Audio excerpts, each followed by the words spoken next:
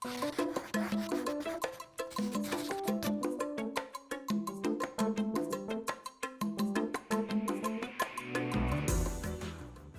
afternoon. Welcome to Essential Ingredients. I'm Justine Reichman, your host, and today I have Maisie Ganzler, Chief Strategy Officer from Appétit Management Company. Welcome, Maisie. Thanks, Justine. Great to be here. So looking forward to having this conversation and learning about what you're doing. I hear so many exciting things from everybody about what's going on at Appétit Management Company. So I'm looking forward to hearing what you guys are up to. Can you share a little bit for me about what you guys are doing? Sure. Well, we have three markets that we serve. We serve private colleges and universities, corporations, and specialty venues, which are museums and two ballparks. So you can imagine that our business has been greatly impacted by COVID-19, with everything shutting down about 18 months ago and then reopening at different rates. So what we're doing now is adjusting the business as the needs adjust, rolling out new programs with technology, both front of house for our guests, as well as back of house to make things more efficient for our people, and trying to figure out how to serve food in this new world.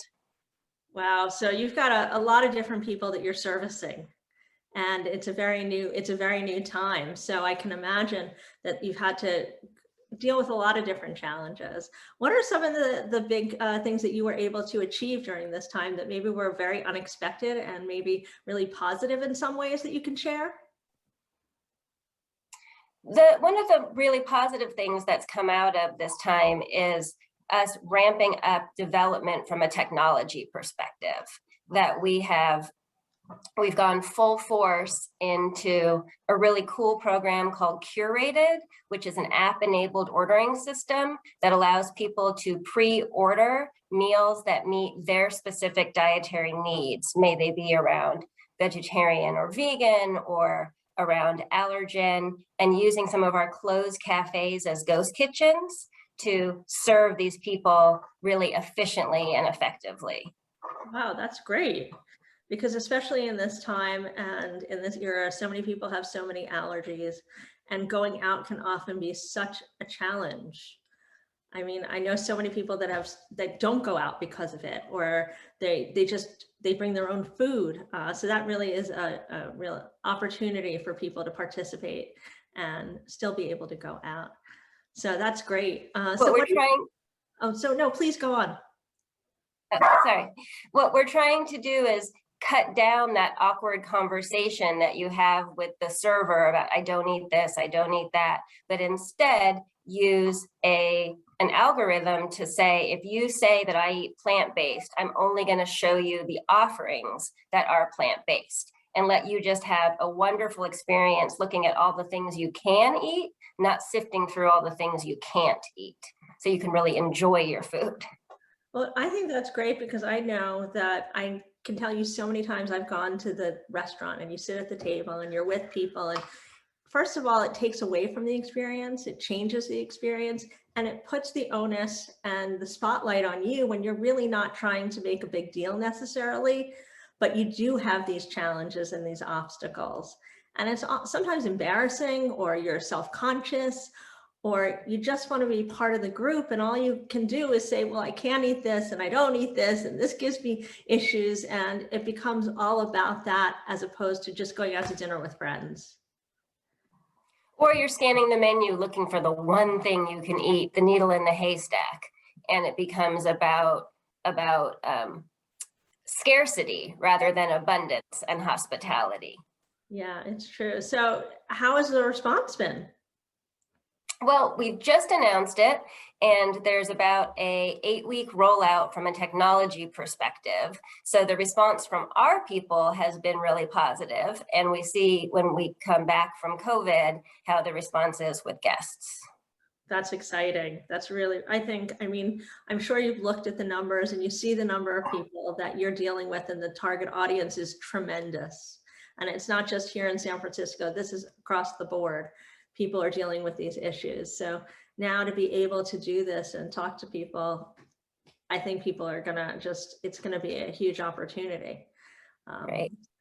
Yeah. Because we serve the college market, we see a lot of these trends starting on college campuses first, but we know that they're going to be in the corporate setting within 4 years, right? So we've got this little bit of runway of what we see people asking for when they're 18, 19, 20 years old. We know when they're 22, 23, 24, that they're going to want it as well. So we see it across the board. So what does the experience look like? What is the app experience like? It's like any other ordering app. In fact, it can be embedded into any ordering app. And you pick first your diet that you're interested in. So whether it be avoiding an allergen, plant-based, plant-forward, plant plus, as we call it, or something like a high protein, low carb, you pick which diet you're interested in. And then you're going to build either a bowl or a salad. So you'll start with a base of either a grain or greens, add a protein, add pickled vegetables, add raw vegetables, add cooked vegetables, sauces, toppings, those sorts of things. But in every category, the choices that are presented to you meet the dietary requirement that you started with. Wow. And so how does this work if I'm with a group of people and we're all ordering off the same account, if you will? So if 4 of us are ordering. That's actually not a very common use case in our world. Because we aren't having people going out to dinner in most places. We do have some restaurants, but most of our locations are on corporate or school campuses. So people are ordering for themselves individually. Then they may choose to sit at a table together, but they don't place their orders together. Okay, fair enough. If you wanted to, you could just go through the process once, put it into your cart, and then go through the process again. But it would be one ticket then. You wouldn't split the charge with a friend. Right. No, but it could be easily done. You just go and you just do it again. Right. You do it twice and then check out at the end. Right. Okay. That's really great. Well, I wish I was doing that in an office or at a school again, because I remember having to go through those processes. Even now, when you go to order, it'd be so nice to be able to have that option. Instead, I call the restaurant and it's Justine style. There's Monster style and Justine style. Yeah, there's Justine style. They know me. No tomatoes, no this, no gluten, no sugar. But then I just go back to the same place so often because now it's easy. It's less of a thing. If only you could have that everywhere. But now you do with Bon Appétit Management Company, right? All you have to do is go to Bon Appétit Management Company and they have it created for you. So that's wonderful. And how do you see, now that you've built this and you're going into the colleges and you're going into the ballparks, what's sort of the plan going forward after that? How do you see it expanding? Well, we're focused on many different areas. So that's one thing that we've been focused on during this sort of downtime.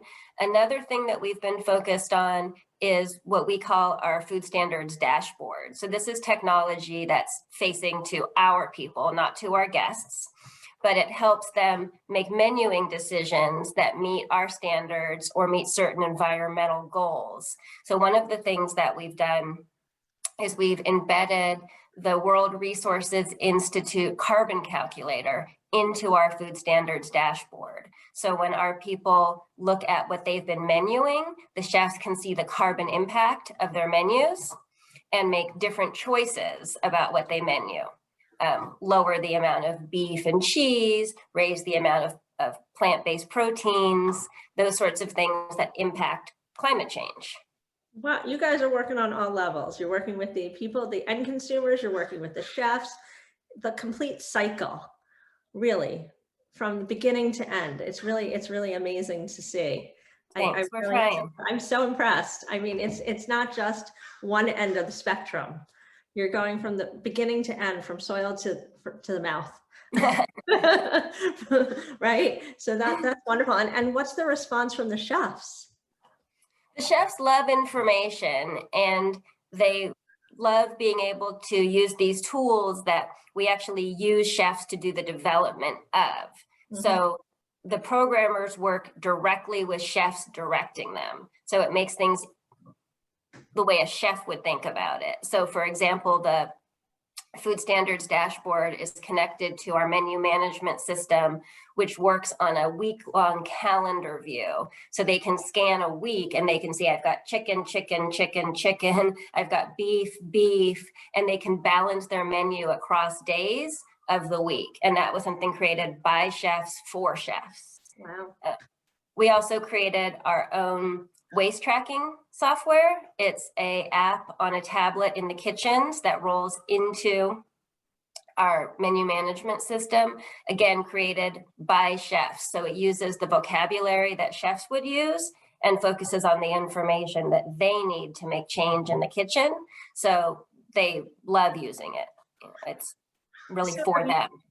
Have you heard from the chefs the impact it's had for them at all? Like, are you using the metrics from this to see what kind of impact they're having on a weekly basis, on a monthly, on a yearly? I don't know how long you've been doing this, but I'd love to better understand or dig a little deeper into the metrics, because I bet you it's amazing what they're saving and what they're learning from this.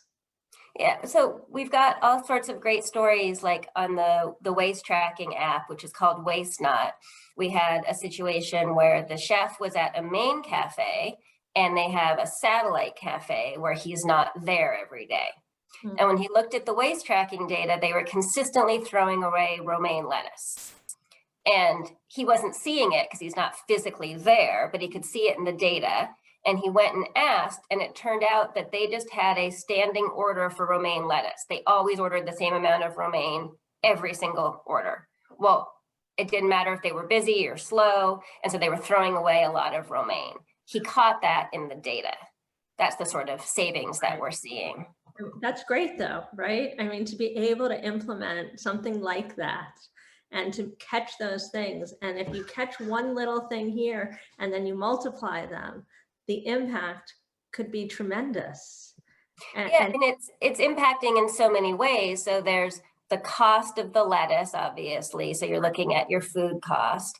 If you've prepped that lettuce, also you're looking at labor cost. Right. And then just as importantly, when food goes into a landfill, it doesn't actually biodegrade. Food in a landfill releases climate changing gases, right? Mm-hmm. And so it's an environmental issue as well. Yeah. Wow. You guys are really making change there. And so that's so exciting. Are there any other stories you could share about the impact you're having, whether it's from waste or from just how they're changing, how this is impacting the chefs in the restaurants? Yeah. So on the climate change piece, one of the biggest things you get to very quickly is reducing the amount of beef that you're buying or that you're serving, right? Beef is incredibly climate impactful. And we put together a goal to reduce our beef purchases by 25% over a 3-year period. And we actually hit 33%. But the most important piece of it is that we did it without guests noticing. Wow. Just by what we call menu engineering. So offering fantastic other items that are so delicious, people don't ask the proverbial question of, where's the beef? Or if we do serve beef, can you create a dish that has maybe 2 ounces of beef, like doing a stir fry where you're loading up with a lot of vegetables and you still have beef. So if you don't have beef in the center of the plate, like a steak where it's really obvious the portion size, right? If you can do it in another way, you can still satisfy people that have a craving for beef, but give them other things to bulk up their plates and reduce your climate impacts. Yeah, that's amazing. It's really, really great. And they're such innovative ideas and ways to impact both the climate as well as the restaurant and the bottom line and how we're being in the world. So I think it's all around. It's helping the consumer, it's helping the chefs, and it's helping the planet. So what an innovative approach you guys are taking. It's wonderful. Absolutely. Thank you. And I'm sure you've heard a lot about how much labor shortage there is in the hospitality industry right now. And it becomes only that much more important that we're an employer of choice. And one way that we do that is by being a values-driven company and about people being really connected to what they're doing at work and feeling good about what they're doing at work. And a lot of our initiatives around sustainability drive that interest in people working for Bon Appetit. Essential Ingredients is powered by Next Gen Chef. Next Gen Chef is a movement that supports food and beverage entrepreneurs around the world by fostering a sense of community and providing its members access to mentors and a wealth of resources and guidance. Next Gen Chef feeds members with the knowledge they need to build better for you food and beverage businesses so the world can have greater access to healthier food, comprehensive food education, and increased affordability. If you like what you hear on this podcast, continue the conversation or ask new questions on the Next Gen Chef app, available in the Apple Store and Google Play. Follow Next Gen Chef on Instagram, LinkedIn, and Facebook at Next Gen Chef. Join Next Gen Chef and let's change the future of the food industry together. I can only imagine, because people do have a choice in where they work as well. And it's really important. And I had an earlier conversation with somebody who runs a B Corp, and Next Gen Chef is also a B Corp. And more people are really driven by mission and purpose and values. And I think we have a choice. We have a choice. And I think my vision is I can make money, but I want to make money doing something good.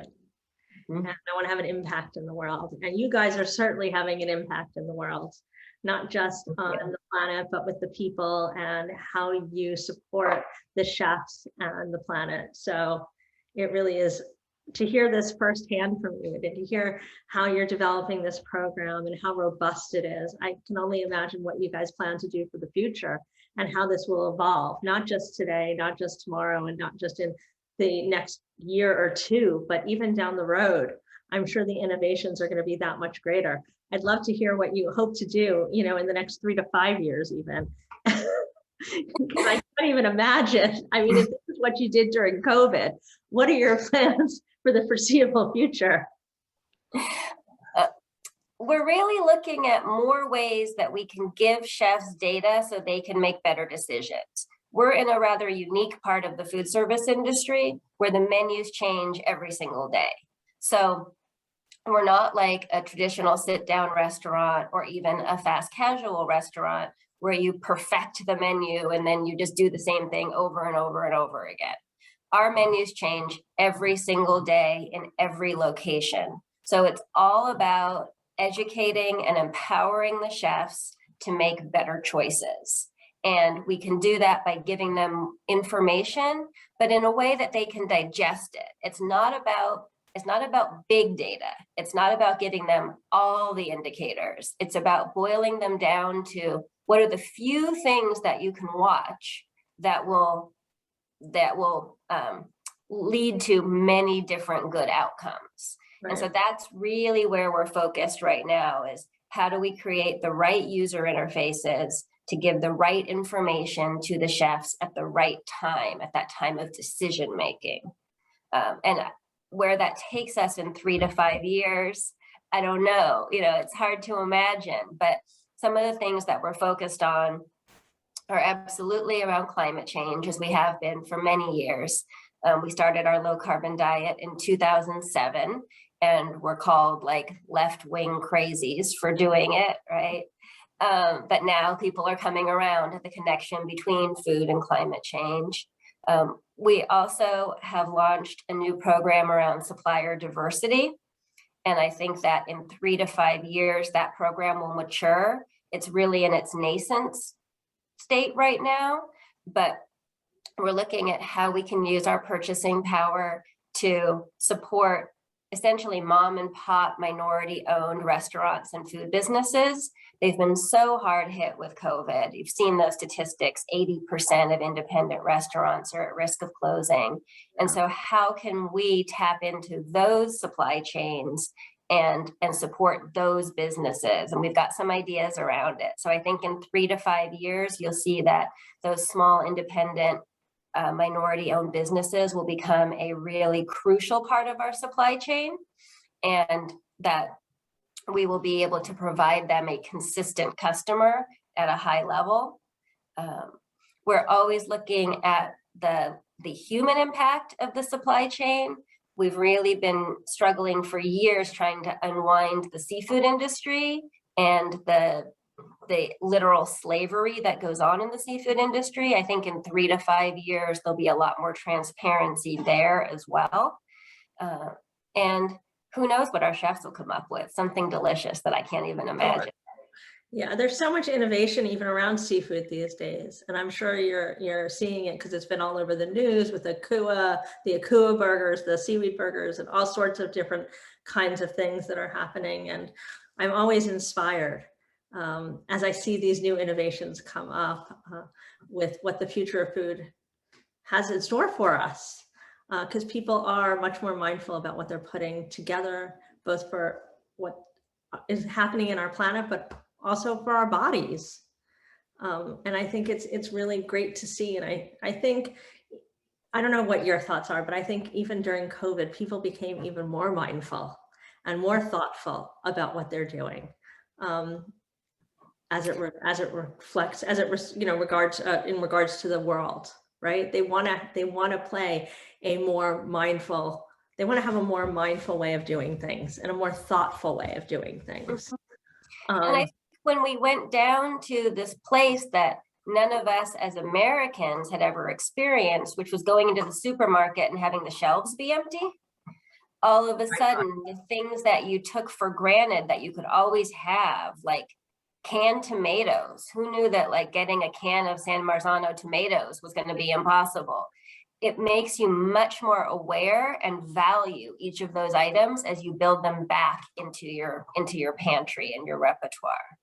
Well, yes, completely. And also I think people started to go back to their roots, go back to growing their gardens. How many people do you know that started growing gardens, whether you live in the suburbs or you live in the middle of New York City?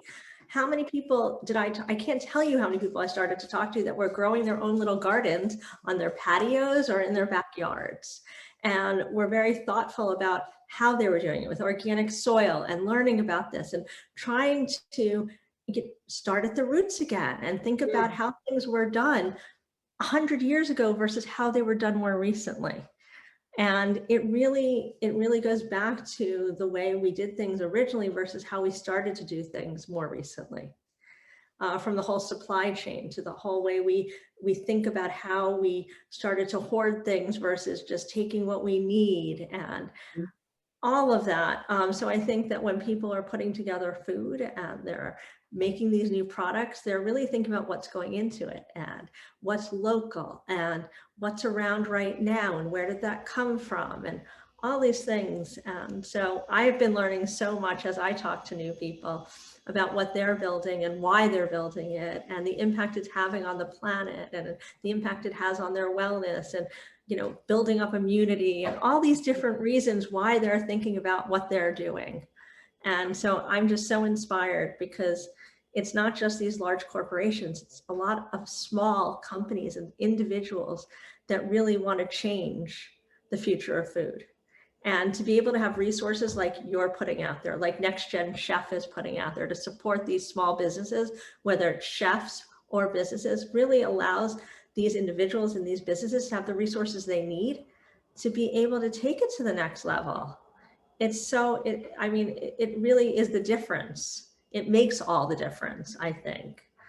So, I mean, the research that you guys are doing and the information that you're putting out there, I think is crucial and really is going to allow these chefs to be able to do things in a new way.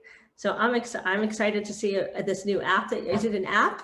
It's an app, right? It's embedded in an app. So we have our own app, Cafe Bon app, that people can use for ordering, and it's in that. But we also partner, depending on the point of sale system that each location has, with different off-the-shelf apps, and so it's embedded in those as well. Got it. I mean, if it could be embedded kind of in Uber Eats almost. I mean, like if somebody, it's the equivalent of that, right? So like it's in Grubhub for locations that use Grubhub, right? That sort of thing. Yeah. It feels like a luxury right now, but it feels like something that should be a necessity. right? I mean, it really feels like it should be part of it because everybody should have access to healthy food options. Absolutely. So Maisie, thank you so much for joining me. I really appreciate it. I so enjoyed learning about what you guys are doing, and you really are making healthy food so much more accessible. And I want to just know if anybody wanted to learn more about this or have access to this, where would they be able to find this information and how could they order? Well, the best place to go to learn about what we're doing is bamco.com, like Bon Appetit Management Company. Lots of information there. To actually access our food, you've got to be a student at a school we serve or an employee at a corporation that we serve. So we, pre-COVID, we're doing over 250 million meals a year. So that's a lot of people and look forward to seeing them all again soon. If there was a school listening or there was a corporation that was listening that wanted to perhaps learn more and see how they might be able to have your services participate, how would they learn about that? We'd love to talk to them. info@bamco.com. Wonderful. Thank you, Maisie. And thank you to our listeners and viewers today for joining us. If you haven't yet, download Essential Ingredients on iHeartRadio or on Spotify or any of the other channels. And we look forward to seeing you here every week. Thanks again for joining us. Thank you, Maisie, so much. Thanks for having me. To find out more about this episode of Essential Ingredients and access show notes, check out Next Gen Chef and choose podcast in the menu bar. If you like this episode, head to iTunes or Next Gen Chef's YouTube channel to subscribe. Learn more about Next Gen Chef, the platform that powers this podcast, by checking out our website or visit us on Instagram, Facebook, and LinkedIn at Next Gen Chef. You can also check out my Instagram at Justine_Reichman. If you have thoughts about this episode or future episode ideas, leave us a comment at Next Gen Chef's YouTube channel or drop an email at team@nextgenchef.com. Thanks for joining us.